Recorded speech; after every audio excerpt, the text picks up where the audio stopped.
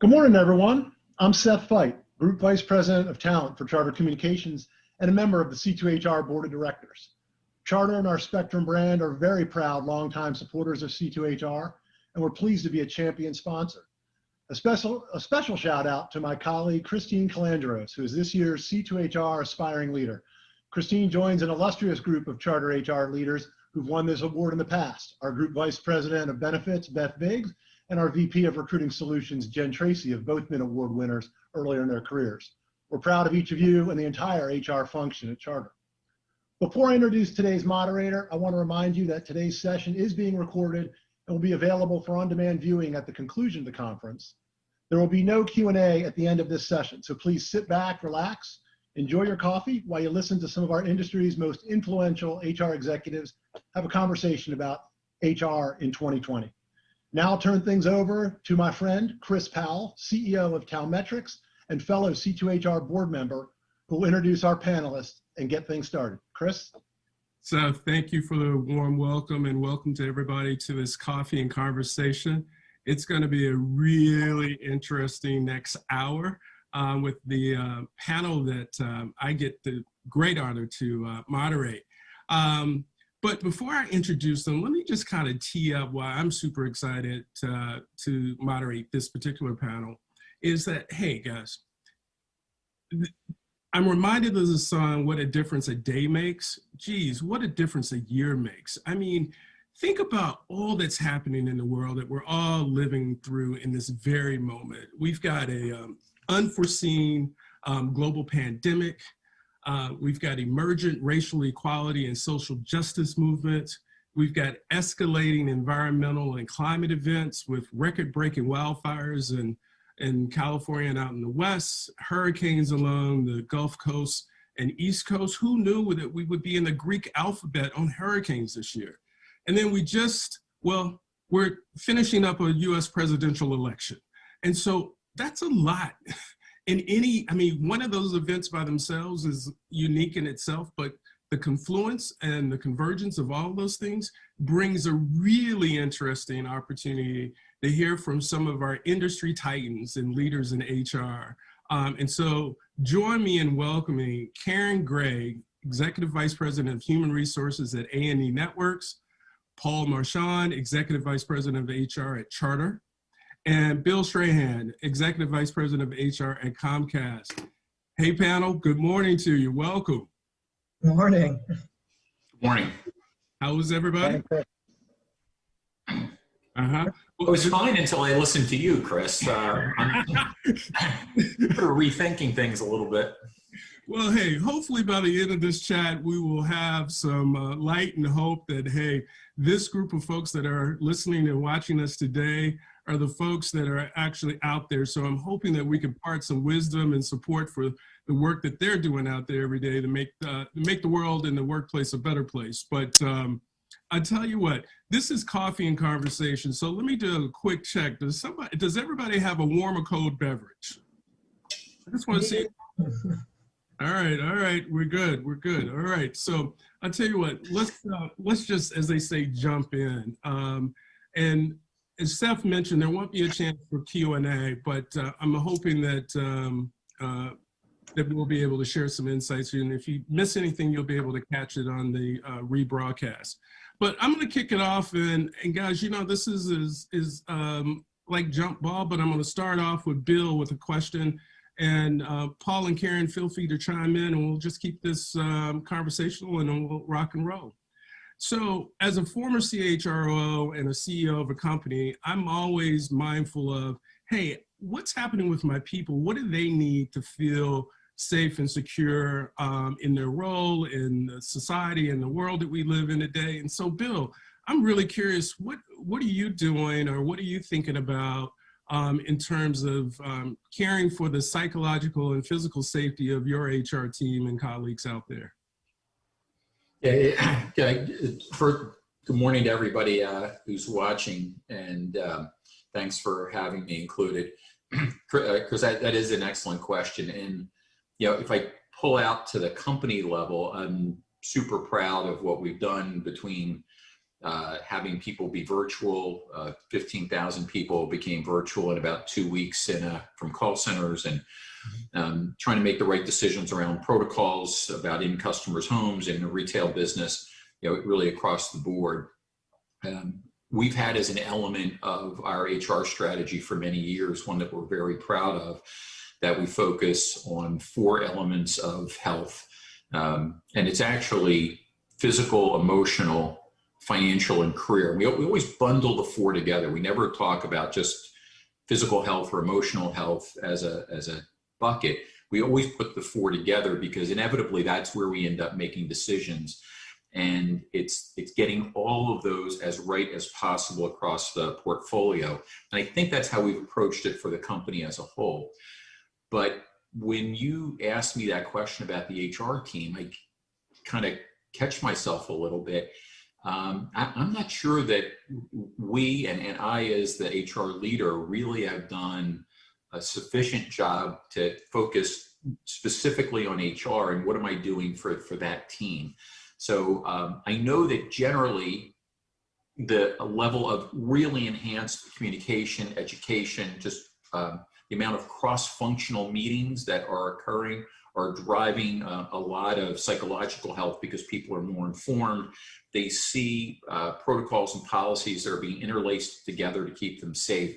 And where our team members fit into a business unit, I think they're clearly the beneficiaries of that. On the HR side, we doubled and then doubled again the amount of communication. We have more all HR, all hands calls than we've ever had, whether it's information about our progress on DE&I, progress on COVID, just general sense of all the anxiety through this year. But even the question reminds me that I have not done a good enough job in doubling down to make sure that I'm bringing resources into HR. I've been looking to them to lead the company and to lead wellness generally for the organization.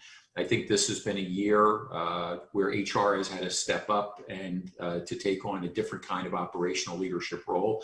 I'm incredibly proud of the HR team at Comcast. I think they've done that and have been recognized for that by our general leaders.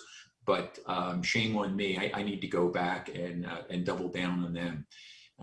But the last thing I'll say is, we've talked for years, both within HR and to our general management team, around this notion of health, that our standard for when we build HR products is, are we returning our teammates to the people that they love and who love them at least as healthy as they were when those loved ones entrusted them to Comcast, whether it's the end of a day, the end of a quarter, the end of a career.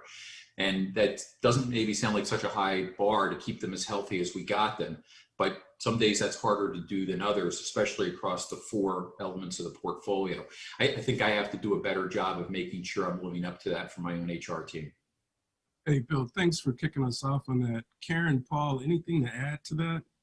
I would just add in on one thing on top of that. I agree with the communications, and I am blessed with a phenomenal HR team who has, I think if people didn't understand why HR existed, this year they really do. But I think one of the great places to look for learnings on that is the business side. Because I found that our business colleagues do a really nice job about team spirit. Our ad sales team and our global content sales team, they're so well attuned to that. So we're so used to giving them guidance, but I've looked to them for guidance and just done things as simple as got everybody hoodies on the HR team, because I thought, God, it's so fun that the business has t-shirts and they wear them all together and we forget some of those things. And I'm a deep introvert, so I'm not naturally attuned to let's do fun. So I've been learning from my business colleagues on how to do that well. So I think we have sources in our company that can teach us as HR how to do that team spirit in a really nice way. That's you just remind, I need to order hoodies for my team now. I'm slacking over here. Paul, anything to add to what you're up to over there at Charter? I wouldn't necessarily repeat anything that was said by Karen and Bill. I think clearly there's a to-do now on my list. I think we are doing a good job of touch basing with our HR teams, but Bill's raised the bar on that now. So I've got to go back and check to see if we're doing it frequently enough and making sure those 4 prongs are being adhered to in our own function. And Karen's got me now ordering some version of work appropriate new attire. So for charter, it might not be hoodies. I might be buying a bunch of suits and dresses and blouses, but okay.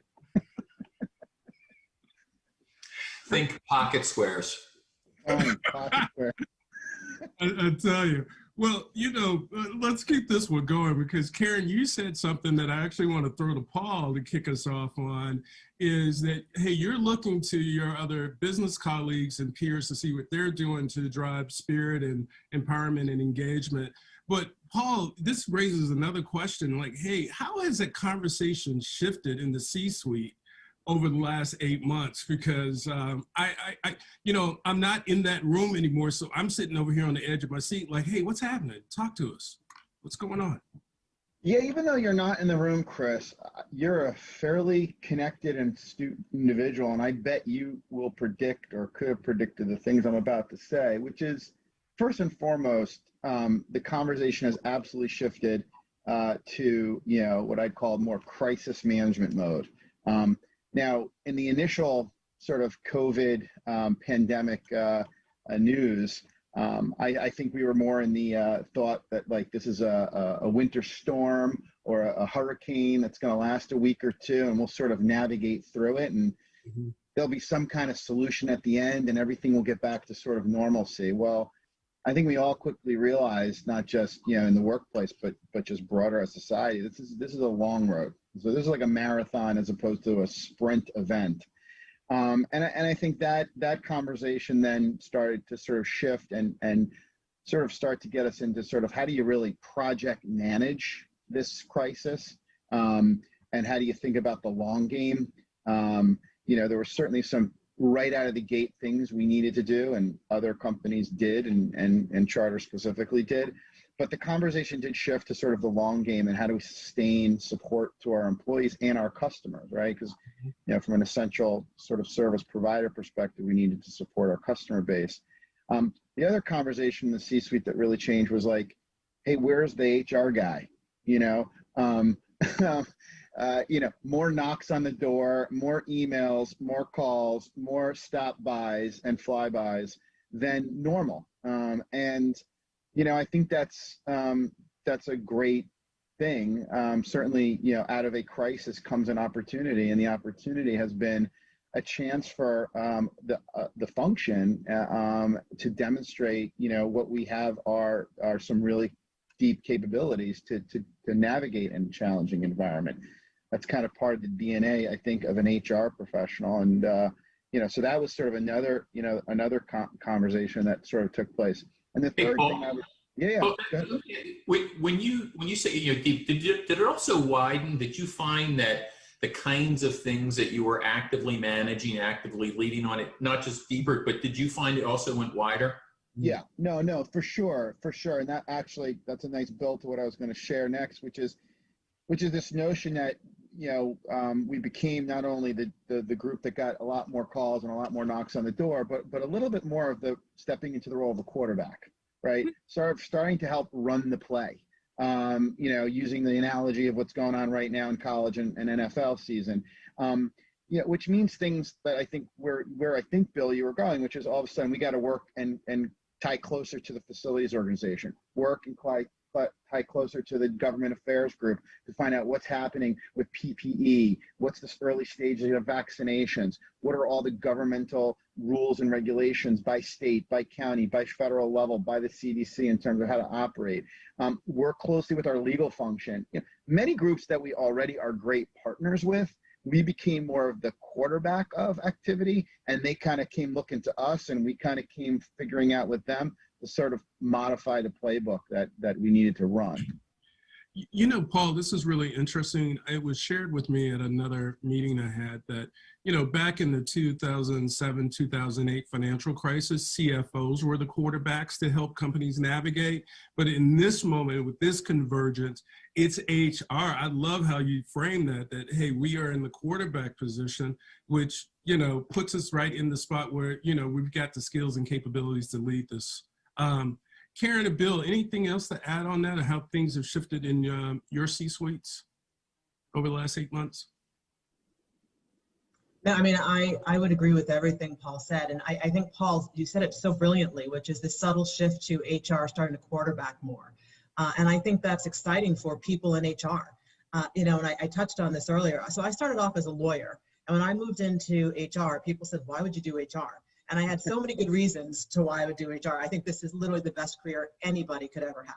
And I truly mean that. But this year, when you, with this kind of business partner and strategic partner and leader, you're not just the person in the back shuffling contracts.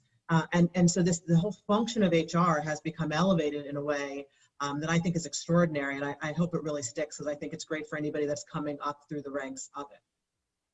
Yeah, definitely. Yeah, I agree with my colleagues.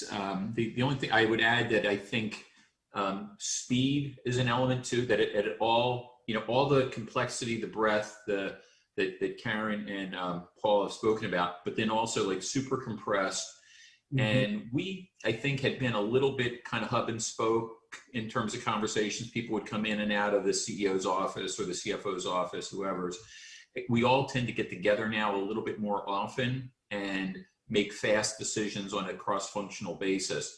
And we have a cross-functional team that had been meeting every day, like literally 7 days a week. They're now down to 1 day a week. Meets at 1 o'clock. There's a large group that probably has about 100 people in the call. Then there's a 5 o'clock summary that has about a dozen people in the call.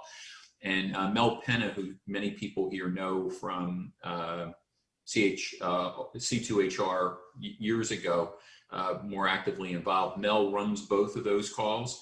Then the only other thing I'd say is that this has been an opportunity. There's just so much work to be done that we've got more HR people on the SLT for HR engaging with the rest of the C-suite, because there's just not enough folks to go around. So it's been a wonderful opportunity for people to get exposure.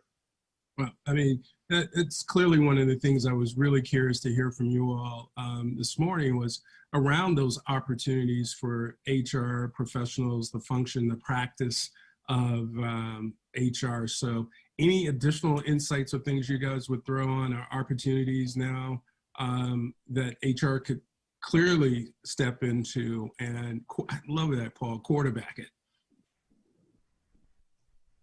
I'll just throw it in there that is actually mixed with COVID, because I think that working remotely, we are happy working remotely, has actually allowed HR and the entire company to engage in a different way. So, you know, you tend to engage with the people on your floor. But now that we're working remotely, nobody's quote unquote on the floor. So we are finding that there's so many more opportunities for collaboration, which means there's more opportunities you wouldn't normally have thought, well, let me include my HR person. Suddenly HR is being included in conversations just because people are being more thoughtful on the whole around who should be included in conversations. So we have, you know, run the gamut from the kind of COVID remote working conversations to, I know we'll talk about this, social justice, racial justice issues conversations, to programming conversations, because those tie in and they're looking for some feedback from, you know, how do we roll out programming? How does this resonate? So, you know, I don't think we would have ever been involved in programming discussions prior to all of this. And what a great, exciting way to work in media and actually be so close to the heart of those discussions. Yeah. Chris, I would jump in and add this concept of listen, learn, and lead. And where I'm going to is, you know, this is the moment from a opportunity, you know, the pandemic, then you layer in, you know, the Black Lives Matter and the political environment. So it's been a challenging year. You sort of framed that up at the beginning, but if we kind of close our eyes and we imagine another kind of point in time, you know, this could be a situation where your organization's involved in some very strategic M&A, you know, or this could be a situation where there's an event like 9/11 or the financial crisis where you have to really rethink how you run the company. What I'm getting at is there are opportunity for HR people to constantly focus in on listening, learning, and then leading. And those three things have to happen. And so, you know, in this situation, you know, we really needed to school ourselves up very quickly on, like, what is this pandemic about? Like, what does this disease do? How does it affect people? What is the CDC saying? Go to the facts, go to the source. So a lot of listening, a lot of learning, and then we got to lead, right? We got to lead with a level of confidence, a level of trust, a level of, you know, sort of foot forward, like a quarterback does, right? Goes down the field and guides a team and leads them. Certainly supporting cast, right? You got your wide receivers, you got your running back, you got your line. So, I think that's a critical, thing to sort of reference here. And it doesn't, the pandemic clearly is where we're at today, but 5 years from now, there'll be something else. 10 years from now, there'll be something else. And thinking about it that way, we're constantly needing to sort of listen, learn, and then lead. Yeah. Paul, it's really interesting. You've been nailing them this morning, listen, learn, and lead, HR's quarterbacking. And it's really interesting to use that frame, because one of the things we always talk about when we're working with our clients and companies is learning while listening, and which is so incredibly important. And Karen, I want to throw this one to you, because we're having a lot of conversations with clients that we work with who are talking about what roles should companies play, and even more specifically HR play, in some of these movements that we're seeing. So in particular, I would love to get your take on, hey, what's happening relative to like how A&E or you are thinking about social justice and the role that the company or even HR plays in that conversation? It's massive. I see we have 23 minutes and I have an hour worth of things to say. So I'm going to try to make this try to do a lack of justice to a really complex and important topic. I do feel that companies have a role to play in social justice. I think we all have a role to play in social justice. I don't think anybody can sit back. It's just too important I'll just put it out there, from a moral point of view. And that might be too extreme a statement, but I do feel it's that important. I think the employees of companies, and millennials can be much maligned, but I will say, if not for millennials, I think the movement within corporations would be much slower, because they are a group of people who said, I don't want to wait anymore, and this is really important, and they push. And I don't think, if you ignore that, you can't have a functioning company, because people are just fundamentally unhappy. And so to get to the role of HR in this, we are the people that I think are primary to helping build the company culture and ensuring you have a place where people want to work. And so those two tie together. Now, I would say that it's not just HR, because I think the companies where it becomes an HR thing, it falls completely flat.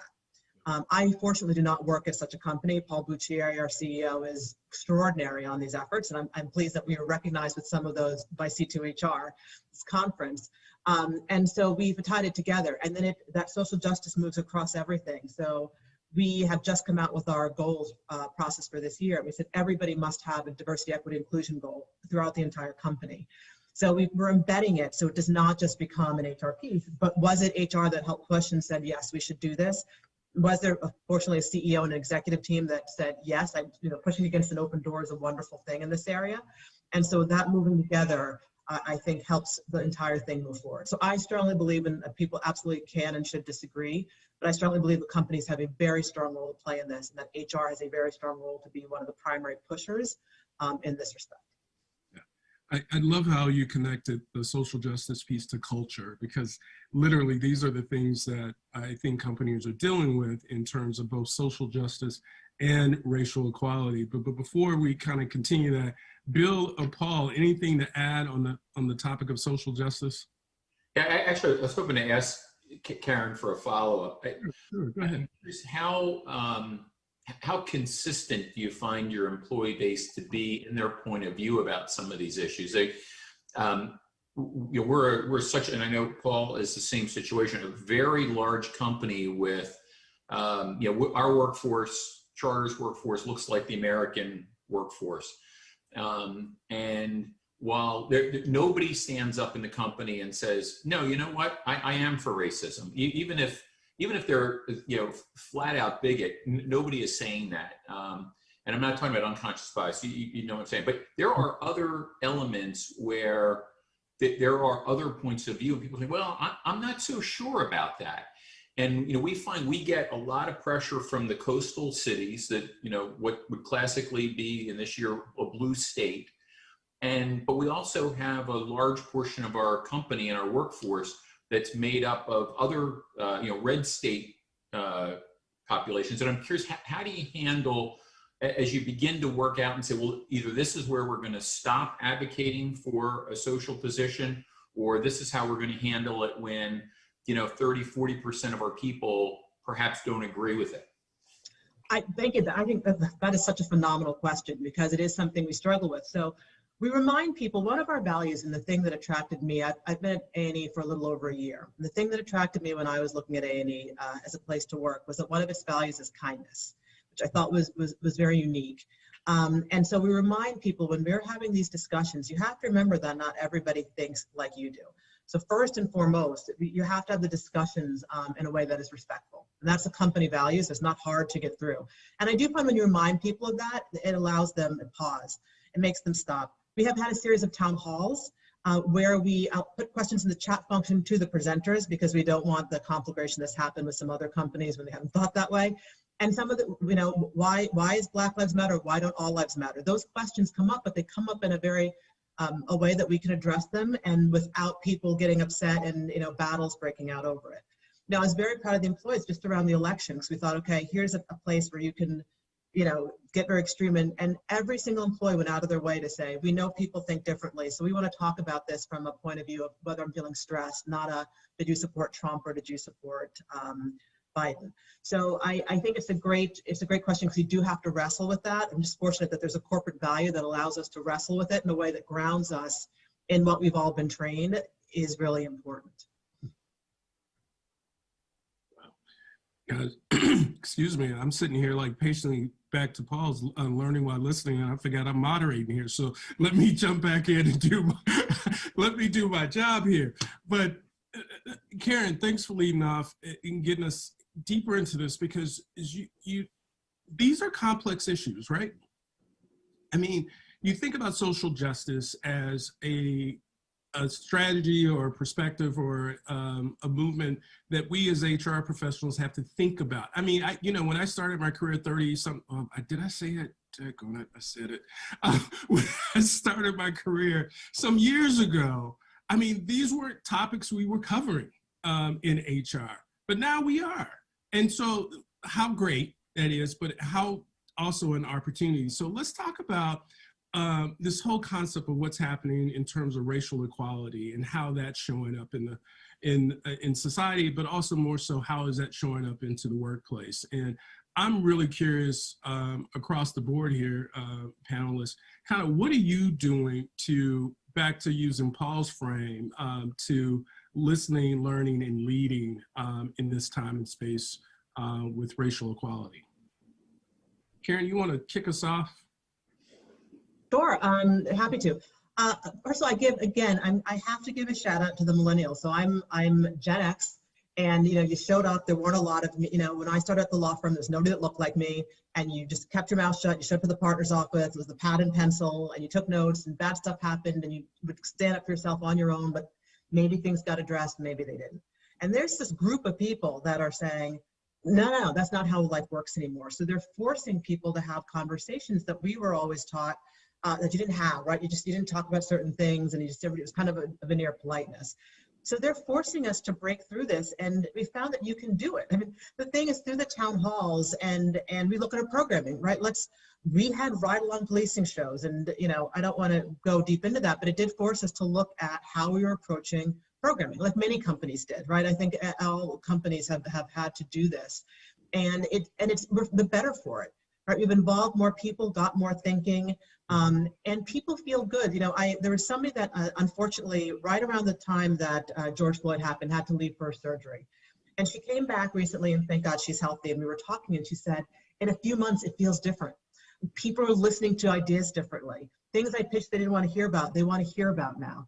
And so just by opening up conversation topics, we did development training with a gentleman named Dr. Nicholas Pierce. He was fantastic, and we did it for our executive team on cultural competency training.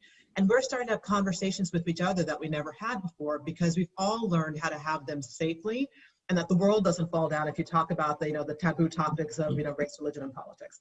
So I think this has been a magnificent time that I hope is actually something we carry forward, and that it doesn't just go away when COVID ends. And if there's a new president, if Biden's in office and we all think, oh, everything's fine again, and we kind of go back to the way things were. I really hope that does not happen. As a good friend of mine says, you cannot repeat the event. Paul, sorry, go ahead. No, I liked everything Karen said. just little sort of side story here. I mean, the Spectrum/Charter is really a company that was formed in 2016 out of the merger of three very important companies that came together. And we didn't really have a D&I function. I mean, there was some capability in those three former companies doing some nice work.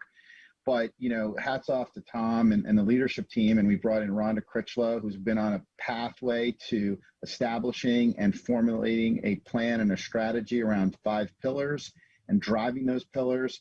And, we have nearly 50% of our workforce that are people of color. Are we at the right level at VP and above, or at the senior management team at the board? Not yet, but we're on a pathway to get there. And when we have an objective and we're focused on doing it, we deliver. It's a little bit back to that sort of quarterbacking and playbook.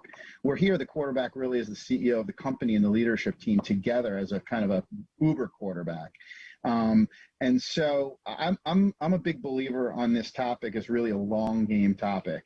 There are near-term things that have to be done and have to be addressed, and you have to sort of stomp out any fires or any issues, but this is really a long-term game that you have to play, because that's the best way it's actually going to stick.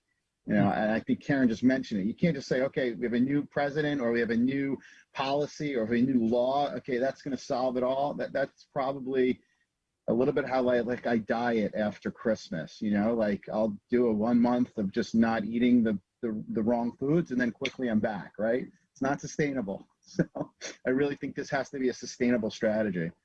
No, I'm on board with you there, and I think it's really interesting, the long game, right? As Karen had mentioned, it is now okay in the workplace to have conversations around race, politics, and religion, which wasn't the case years ago. So we're also building new muscle, new capacity and capability to advance these conversations. Bill, anything to add on top of that around the racial equality or the diversity and inclusion perspective? Yeah, we've been lucky. We've come to this from a position of strength. We've been Fortune's #1 company for diversity in the world, and we've been in the top 5 many times.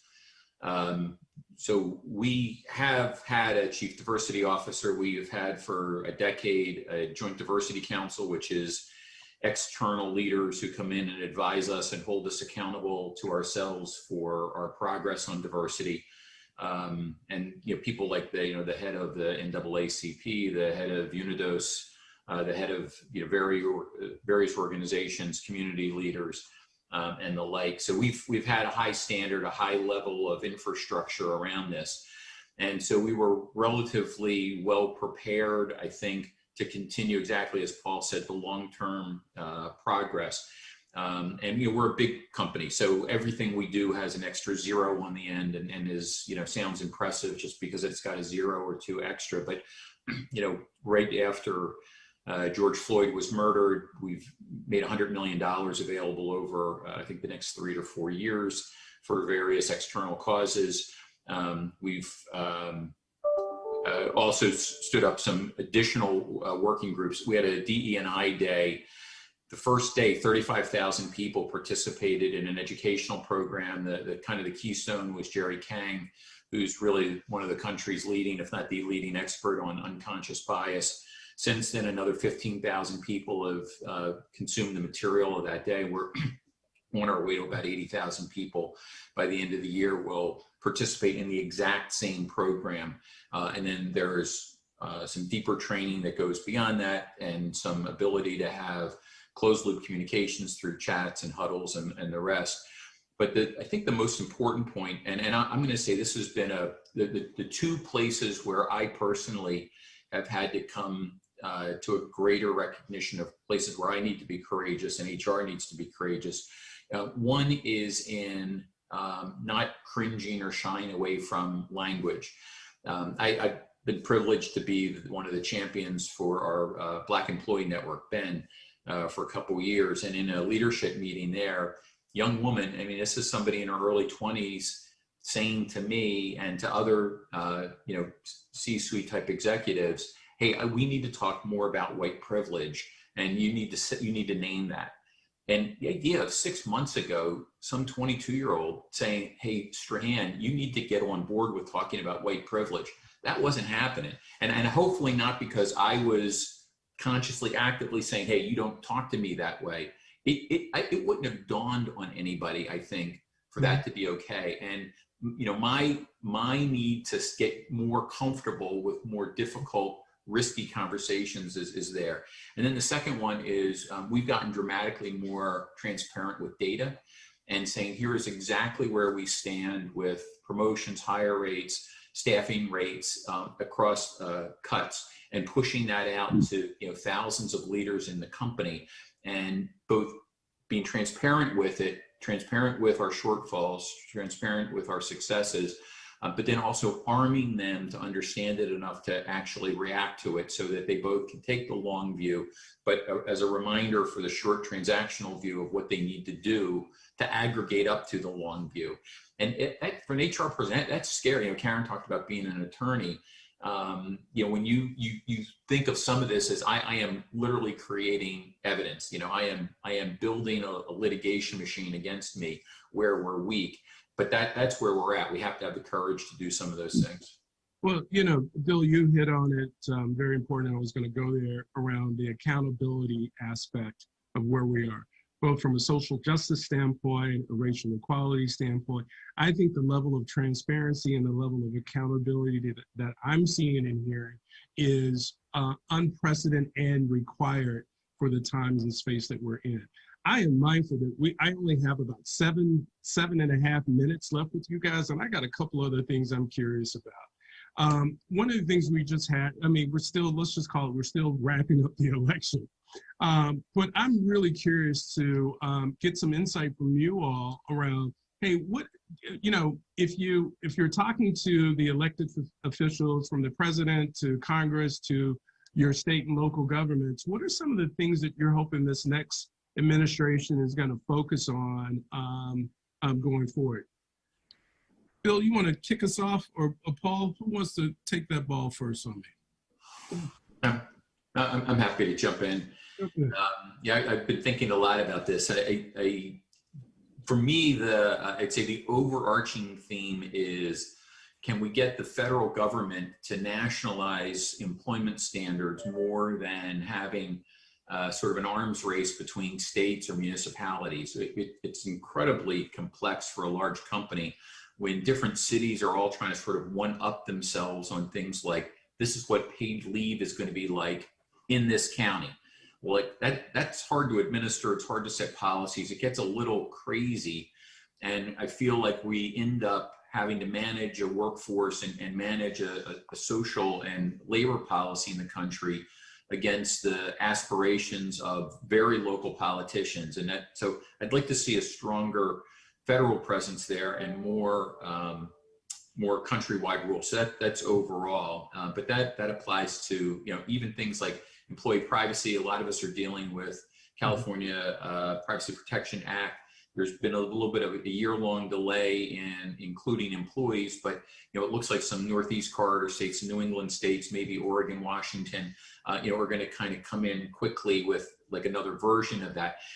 When you talk about data protection, that is absolutely something that should be nationalized. I don't mind a higher, more difficult standard, but when there are going to be multiple ones that are all nuanced and different, it's very hard to bring systems against.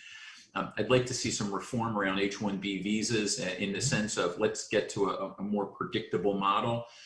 Guest workers are very important for many of us.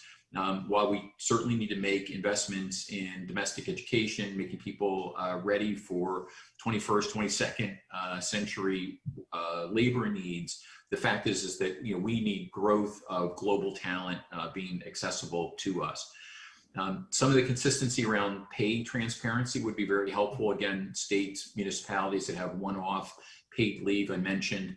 I'd like to see more federalization of rules around marijuana usage. We end up having to bucket states into what's legal here, what's illegal there. We have to enforce it over there, but here, if we enforce it, we're actually committing a new violation. You know, a few things like that. I do think there'll be one of the things I don't want to see happen is the it's called Protecting the Right to Organize, is a potential Biden administration rule that will very explicitly make it easier for unions to market themselves to, it kind of gets pitched as easier for employees to self-organize. Maybe. I think really it's a question of making it easier for unions to market themselves. At the end of the day, people have a right to choose. We support people's ability to choose whether they want to be part of a collectively bargained arrangement or not. But we should make sure that the marketplace to get to that decision is as fair as possible. And then some things on independent contractors. And then for the industry, I do think it's important that we get to a national rational standard around what's sometimes called net neutrality. The country has been strategically incredibly importantly served by the quality of work that places like Charter, Spectrum, Cox, Verizon, AT&T, and yes, Comcast have done. Our internet in this country has sustained us during the crisis. The story that you don't see in the paper is how the US internet has failed work from home. That story doesn't exist because our networks are incredibly strong. I know Charter has added capacity, we've built capacity. All the things that are happening are to our national security and literally saving people's lives by making sure that connectivity works. Look to Europe, where they've had a down-res massive networks because in a much more controlled environment, federally, governmentally controlled environment, the investments didn't take place for a robust connectivity network to exist. That has not been the story here, and I would say actually that's job one. Got it. Paul or Karen, Yeah, I'll throw in one real quick. I mean, it's more of a near-term issue. I hope we pass some kind of stimulus. I think small and medium-sized businesses need help. They are an important part of our customer base, but more importantly, they're part of the fabric of the society that we live in and the communities that are defined. And we need those restaurants and those local businesses and those local shops to exist and to flourish. And then, we have an unemployment issue. Thankfully, we're hiring.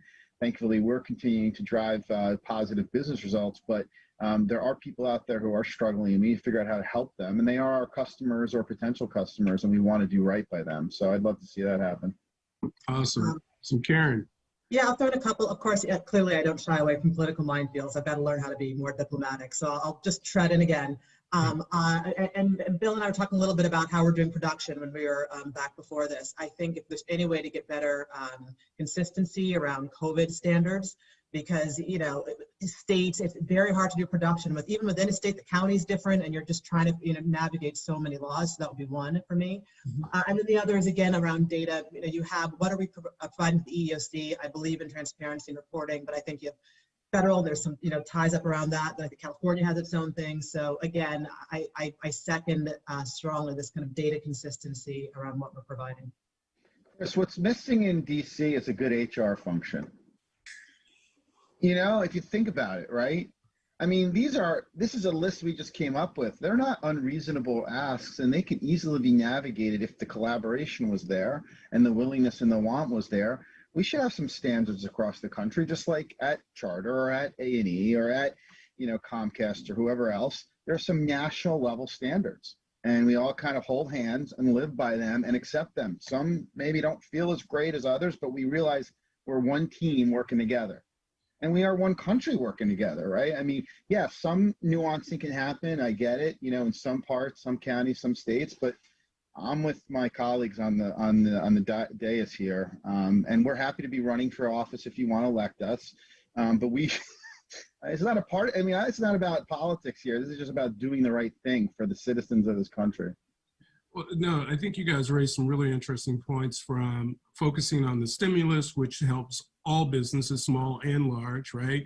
These standards, as a small business myself, I have to live up to these standards. So if they're too complicated, guess what? That works counter to small businesses as well. So I'm in agreement. There is a huge and long agenda of items that our elected officials need to get back to doing the work so that we can move forward and continue to prosper here, both here and abroad. So we've got 5 minutes left. And as I started the panel with a question around the care and feeding of us, for us, I'm gonna wrap up with a question. I recall myself many, many years ago having a chance to listen to some CHROs early in my career and even midway through my career of, hey, what advice, and listening for advice and insight to help me move and navigate through my career. And so I want to wrap this panel up with some sage advice from the three of you to our audience. For those individuals who are thinking about aspiring to be a CHRO or Chief People Officer or Chief Experience Officer, all the many titles that we see out there today. What advice would you give folks thinking about the chair that you sit in today, knowing that it's going to be different tomorrow? So I threw that in there on you guys. What? Yeah, I'll offer one up quickly here. You don't have to have done the job to exceed at the job. That is actually just a general good thing for HR people to advocate when you think about talent and development and moving people up the organization hierarchy. Lots of times leaders will say, I really want somebody that's done the job. Then you challenge them and say, did you do the job every time you moved into the new job? Had you done it before? No, actually, somebody took a chance on me. Somebody took a risk on me. Tom Artledge took a risk on me. I had never been a CHRO before, and I'm still standing here, knock on wood, 5 years later. Okay? Next week, I might be out, but that's because I will have failed, not because Tom didn't make the right decision on taking the risk on me. So that's my first sort of mantra to the folks out there. Don't let the door close on you if somebody says, well, we're only looking for somebody who's been a CHRO before. That's not the answer. No, thanks, Paul. Bill, Karen. Well, there's some days my best advice would be go to dental school. Sorry. But my real advice, and a little bit provocative, but I actually believe it's important, is stop reading books and articles about HR. If you're actually in a position where you're thinking about becoming a CHRO, probably all you need to know about HR. Read books and articles and videos about every other aspect of organizations and business. Make sure you understand how accounting works. Make sure you understand how enterprise technology works. Make sure you understand the product suite for your company. Like you got the HR stuff. Don't just stay in the echo chamber. You'll be a better CHRO if you have a wider and wider command of the company as a whole. Brilliant. Karen. Yeah, I mean, I think Paul and Bill took my two. One is you don't have to come into it because I didn't come into it, so for that way. And I think also being broader rather than narrow is always great. And then I always say, just practically, if you want to get to the C-suite, I don't care who you are, you've got to work 200%. And that doesn't necessarily mean working till 11 o'clock. I don't mean that at all. I mean that, you've got to always be on your game, always be giving something extra. We all make mistakes. Own your mistakes. That's really important. I think my career, I've gone farther because I've owned a mistake, and that stood out as somebody that actually owns a mistake. But don't make it again. So that's my super practical advice. But I think Paul and Bill really hit the nail on the head. Well, no, sage wisdom and insight from all three of you. The one thing that's interesting, having matriculated my career through the HR field and now over into running an HR-related business, is that HR folks, don't limit yourself.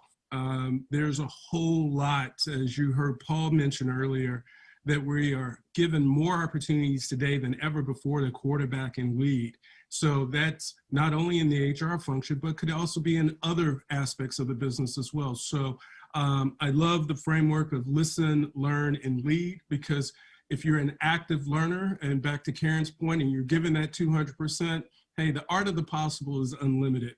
And so as we wrap up this panel, please join me in giving a huge thanks to Karen, Paul, and Bill this morning. This has been a delight for me to be able to look behind the veil to see what you all are up to and thinking about and feeling around where we are in this moment and opportunity called life. And so with that, wishing everyone a great morning and the rest of the day. And with Thanksgiving coming up, happy early Thanksgiving, because we have a lot to be thankful for. Thanks all. Take care. Great job, Chris. You were an awesome moderator. Thank you. Thank you, Karen. Thank you, Bill. Thank you, Bill. Thank you, Karen.